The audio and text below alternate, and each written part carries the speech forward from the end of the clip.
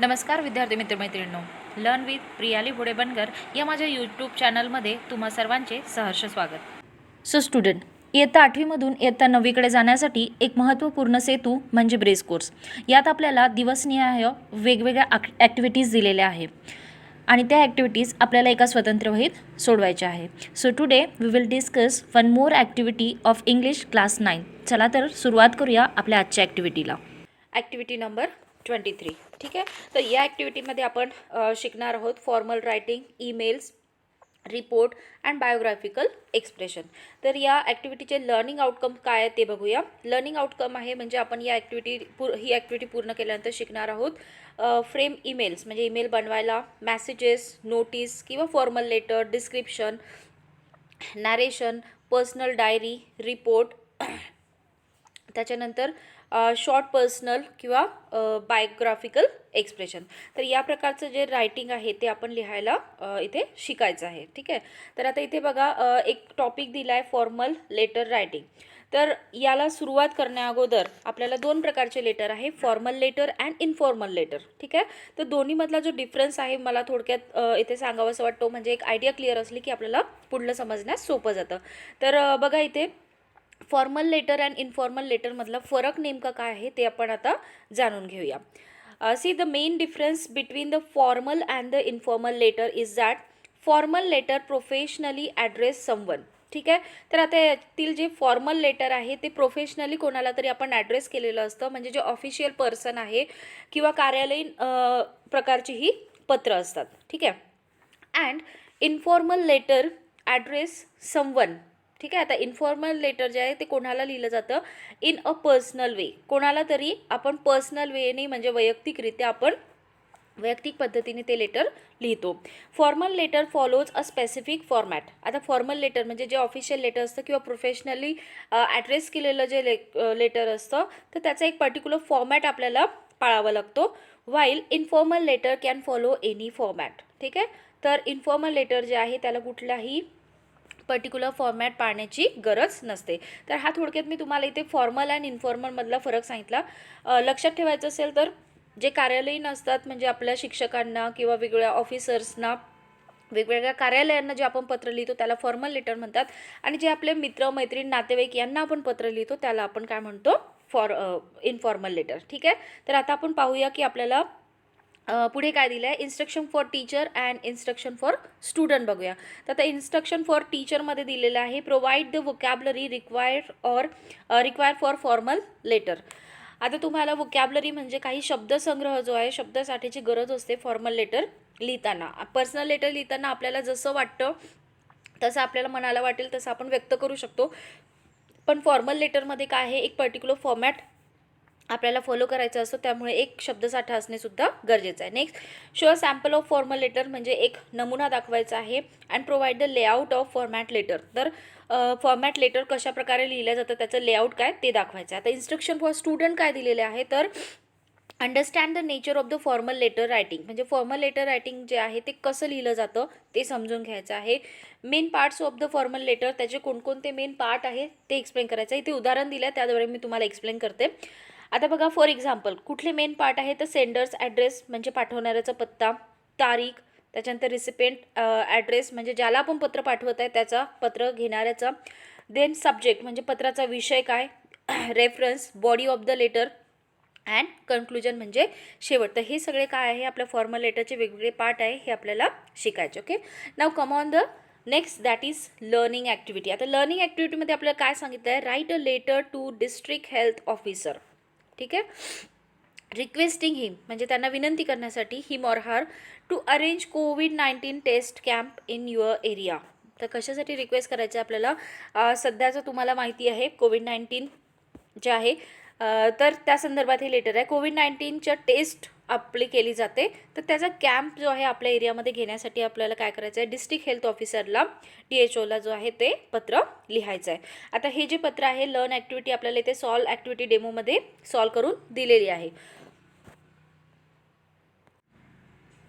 इथे बघा ॲड्रेस तुम्हाला दिलेला आहे. तर हा जो पत्राचा फॉर्मॅट इथे दिलेला आहे हा जुना फॉर्मॅट आहे आणि नवीन फॉर्मॅटनुसार हा पत्तासुद्धा या साईडला, म्हणजे सगळे जे पत्राचे सुरुवात आहे ती आपल्या डाव्या साईडनी केली जाते. ठीक आहे, तर इथे तुम्ही हे करेक्शन करायचं आहे.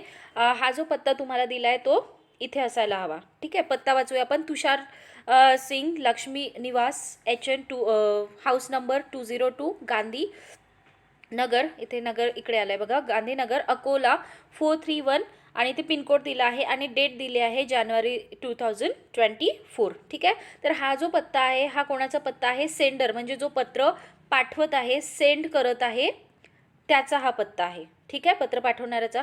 तर तो सगळ्यात पहिले नंबर 1वर इथे यायला हवा. ओके, नेक्स्ट बघा आता रिसिवर्स ॲड्रेस, म्हणजे आपण ज्याला पत्र लिहत आहे. ठीक आहे, the district health officer, district hospital, Akola 431530. ठीक आहे, तर आता हा झाला आपला पहिला सेंडर्स ॲड्रेस, दुसरा झाला आपला रिसिवर्स ॲड्रेस. ठीक आहे, आता तिसरा घटक होता सब्जेक्ट. आता विषय काय आपला पत्र लिहिण्याचा? तर रिक्वेस्ट टू अरेंज द कोविड-19 टेस्ट कॅम्प. आपण रिक्वेस्ट करत आहे की काय करायचं आहे? तर कोविड-19च्या टेस्टचा कॅम्प जो आहे तो इथे अरेंज करायचा आहे. तर आता आपले इथे 3 जे भाग आहे आपल्या फॉर्मल लेटरचे ते इथे पाहिले. आता पुढे बघूया. हे जे आहे ते आहे सॅल्युटेशन, रिस्पेक्टेड सर किंवा मॅडम. सर असतील तर सर, मॅडम असेल तर मॅडम. नंतर बघा इथे पॅरेग्राफ पाडलेला आहे, पण नवीन फॉर्मॅटनुसार आपण इथपासून सुरुवात करणे आवश्यक आहे. इथे पॅरेग्राफची गरज नाही. आता बघा, as per the above mention subject, म्हणजे वर नमूद केलेल्या विषयानुसार, I request you to arrange a कोविड-19 test camp in Gandhinagar area. म्हणजे आमचा हा जो एरिया आहे गांधीनगर, तिथे तुम्ही काय करा? कोविड-19चा टेस्टचा कॅम्प अरेंज करा. The camp will help detect covid patient for the isolation. आणि त्यांनी काय होईल? कोविड-19चे पेशंट जे आहे ते आयसोलेशनसाठी आपल्याला वेगळे काढता येईल. And help to minimize the COVID. आणि कोविड-19चे पेशंट जे आहे सॉरी पेंडॅमिक अवर एरिया. आणि कोविड-19मुळे जी आपली एकंदरीत स्थिती खराब झाली आहे त्यात थोडासा तरी सुधार करण्यास मदत मिळेल. I request you to arrange a camp as early as possible. आणि म्हणून मी विनंती करतो की जेवढ्या लवकर होईल तेवढ्या लवकर हा कॅम्प काय करा? अरेंज करा. I hope you will consider my request as prime agenda. आणि एक महत्त्वाचा किंवा प्राईम मिनिस्टर म्हणजे सगळ्यात पहिले प्राधान्य तुम्ही माझ्या विषयाला द्याल अशी मी आशा करते. Thanking you and yours faithfully. आता इथे युअर्स फेथफुली इथे दिलेलं आहे. नवीन फॉर्मॅटनुसार सगळ्या गोष्टी ज्या आहेत त्या डाव्या बाजूलाच सुरू झाल्या पाहिजे. तर आता थँकिंग यूच्या खाली तुम्हाला लिहायचं आहे युअर्स फेथफुली. ठीक आहे, बाय मिस्टेकली आय थिंक इथे जुना जो फॉर्मॅट आहे त्यानुसार लेटर लिहिलं आहे, पण नवीन फॉर्मॅटनुसार कसं लिहायचं हे मी तुम्हाला सांगितलं आहे. तर इथे आपली जी आपल्याला दिलेली होती solve activity and practice learning activity with solve demo, तर आपलं हे झालेलं आहे. आता आपलं पुढलं बघूया, दॅट इज प्रॅक्टिस ॲक्टिव्हिटीमध्ये आपल्याला काय दिलं आहे. Put student in group of 4 and ask each student to write formal letter to yoga teacher to arrange fitness camp. आता काय करायचं आहे? अरेंज फिटनेस कॅम्प करायचं आहे. Student will write the letter and compare it with their group. तर आता त्यांना letter कोणाला लिहायचं आहे? तर टू द योगा टीचर. आणि कशासाठी लिहायचं आहे? For to arrange the fitness camp in your area, किंवा आपण म्हणू शकतो की विद्यार्थी आहे तर देअर एरिया. तर हे जे पत्र आहे याचं उत्तर ॲज युजल मी तुमच्यासाठी लिहून तयारच ठेवलेलं आहे. चला तर मग आपण उत्तर बघूया. तर इथे आपण सुरुवातीला लिहूया सेंडर्स ॲड्रेस. ठीक आहे, हा राहील आपला सेंडर्स ॲड्रेस. म्हणजे आता हे पत्र जे आहे तुम्हाला लिहायला सांगितलं आहे, तर आपण इथे तुमचा पत्ता लिहूया. तर कशा प्रकारे बघा, इथे मी XYZ लिहिलेलं आहे. इथे तुम्ही तुमचं स्वतःचं नाव टाकू शकता. ठीक आहे, हे कुठलंही नाव असू शकतं, त्याच्यामुळे मी इथे XYZ लिहिलं आहे. देन स्टँडर्ड 9 म्हणजे वर्ग 9. खडा इंग्लिश स्कूल, इथे तुम्ही तुमच्या शाळेचं नाव टाकू शकता, खडा. जर हा झाला एकंदरीत आपला address number 1, that is sender's address. त्याच्यानंतर आपण 2 म्हणजे आपण कोणाला पत्र लिहिणार आहे, तर ॲड्रेस नंबर 2 आपल्याला इथे लिहायचं आहे, दॅट इज रिसिवर्स ॲड्रेस. ठीक आहे, तर बघा रिसिवर्स ॲड्रेस काय आहे? द योगा टीचर, खडा इंग्लिश स्कूल, खडा. आता इथे तर जर तुमचे पर्टिक्युलर योगा टीचरचं नाव तुम्हाला लिहायचं असेल तर तुम्ही ते पर्टिक्युलर सरांचं नाव जे काय असेल ते तुम्ही इथे लिहू शकता. तर हा झाला आपला second address, that is receiver's address. ठीक आहे, आता पुढल्या भागाकडे वळूया. आपला सब्जेक्ट आहे request to arrange yoga fitness camp. ठीक आहे, आता इथे in my society in our area असं पण तुम्ही ॲड करू शकता, किंवा मी इथे स्वीट अँड शॉर्टमध्ये लिहिलेला request to arrange yoga fitness camp. म्हणजे काय करायचं, योगा फिटनेस कॅम्प अरेंज करण्यासाठी विनंती करायची आहे. नेक्स्ट बघा, आता इथे आपण सॅल्युटेशन लिहिलं आहे, रिस्पेक्टेड सर. आणि जसं मी तुम्हाला नवीन फॉर्मॅटनुसार सांगितलं, तुम्ही बघू शकता की मी सगळ्या ज्या गोष्टी आहेत त्या डाव्या साईडला बरोबर सुरू केल्या, इथे पॅरेग्राफ पाडलेला नाही. पॅरेग्राफ जे आहे नवीन फॉर्मॅटनुसार जे आहे याच्यामध्ये इन्क्लूड केला जात नाही, तर सरळ आपल्याला लिहायचं आहे. आता तुम्हाला एक प्रश्न असेल की मॅडम जर पॅरेग्राफ पाडायचा, तर पॅरेग्राफ लिहिण्याची पद्धत अशी आहे की 2 पॅरेग्राफच्या मध्ये एक ओळ सोडली जाते आणि त्याला म्हटलं जातं की नवीन पॅरेग्राफ. ठीक आहे, तर याच पद्धतीने आपल्याला लिहायचं आहे. बघा, द आय स्टुडंट ऑफ खडा English school and one of your student. म्हणजे मी खडा इंग्लिश स्कूलचा तसेच तुमचा एक विद्यार्थी. It is a well non fact that, हे सगळ्यांनाच माहिती आहे की yoga is a great therapy that keeps physical fitness and mental fitness. तर योगा जे आहे ते आपली फिजिकल अँड मेंटल फिटनेस ठेवण्यासाठी अत्यंत गरजेचं आहे, ही गोष्ट सगळ्यांनाच माहिती आहे. Our society has all facilities except that we lack dedicated yoga session for all of us. म्हणजे आमच्या सोसायटीमध्ये जवळपास सगळ्याच फॅसिलिटी आहे, फक्त हीच एक नाही की आम्हाला एखादी चांगलं डेडिकेटेड योगा सेशन आम्हाला अजूनपर्यंत मिळालेलं नाही.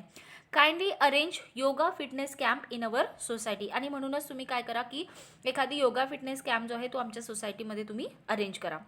Soon you accept our request I will inform you the rest of the detail. म्हणजे जसे तुम्ही आमची विनंती मान्य कराल, मी तुम्हाला उर्वरित जे डिटेल आहे ते तुम्हाला सेंड करेल. जसं कुठली सोसायटी, तुम्ही कधी येऊ शकता वगैरे, ही जे रेस्ट ऑफ द इन्फॉर्मेशन आहे ती प्रोव्हाइड केली जाईल.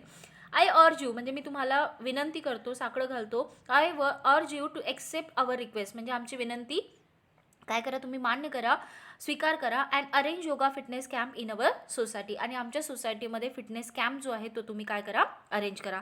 नेक्स्ट बघा, कंक्लुजन जो आहे तो पार्ट आपण इथे लिहिला आहे, थँकिंग यू युअर सिन्सिअरली. परत मी इथे XYZ जे आहे ते लिहिलेलं आहे. तुम्ही काय करू शकता, इथे तुम्ही सुरुवातीला जर XYZ जे तुमचं जे नाव टाकले ते तुम्ही इथे लिहू शकता. तर अशा प्रकारे बघा, ही जी होती आपली बॉडी ऑफ द लेटर. ठीक आहे, याला आपण बॉडी ऑफ द लेटर म्हणतो.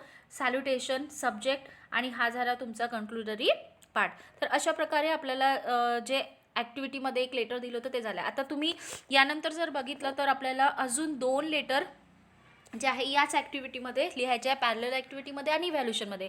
आणि जर दोन्ही लेटरचा समावेश करायचा म्हटलं तर हा व्हिडिओ जो आहे तो बराच लेंदी होईल. आणि त्यामुळे आपली आजची जी ॲक्टिव्हिटी आहे ती आपण 2 भागांमध्ये डिवाईड करूया. तर आजची ॲक्टिव्हिटी आपण इथेच थांबूया आणि उरलेले जे 2 प्रश्न आहेत ते आपण पुढील ॲक्टिव्हिटीमध्ये घेऊया. या प्रश्नासंबंधी जर तुमच्या काही क्वेरीज असतील, काही प्रश्न असतील तर कमेंट बॉक्समध्ये नक्की कमेंट्स करा. व्हिडिओ आवडल्यास तुमच्या मित्रमैत्रिणींना शेअर करा, जेणेकरून या व्हिडिओचा उपयोग इतरही विद्यार्थ्यांना घेता येईल. आणि माझे जे अपकमिंग व्हिडिओज आहे, नेक्स्ट व्हिडिओज आहे, त्याचे टाइमली नोटिफिकेशन मिळवण्यासाठी माझ्या चॅनलला सबस्क्राईब नक्की करा. थँक्यू.